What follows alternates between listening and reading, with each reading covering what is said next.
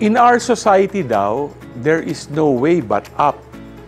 Pero ayon nga sa isang law ng physics, whatever goes up must come down. Wala namang masama na maghangad maging angat. Ang importante lang ay alalahanin natin na nakatungtong pa rin tayo sa lupa.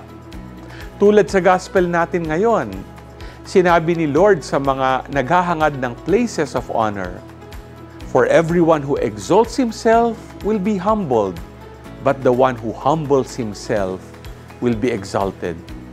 Kitang-kita ang aral na ito sa motto ni San Carlos Borromeo na humilitas o humility. Bagaman siya ay nagmula sa isang mayaman at tanyag na pamilya, tinalikuran niya ang marangyang buhay at inilaan ang yaman sa mga nangangailangan. Bilang arsobispo, nanguna siya sa pagpapanibago ng simbahan na kinakailangan nung panahon niya.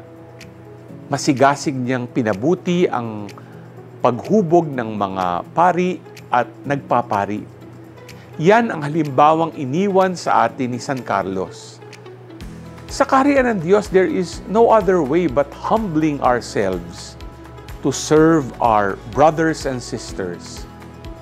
Are you prepared to consciously embrace humility, setting aside your ego and pride? G ka ba?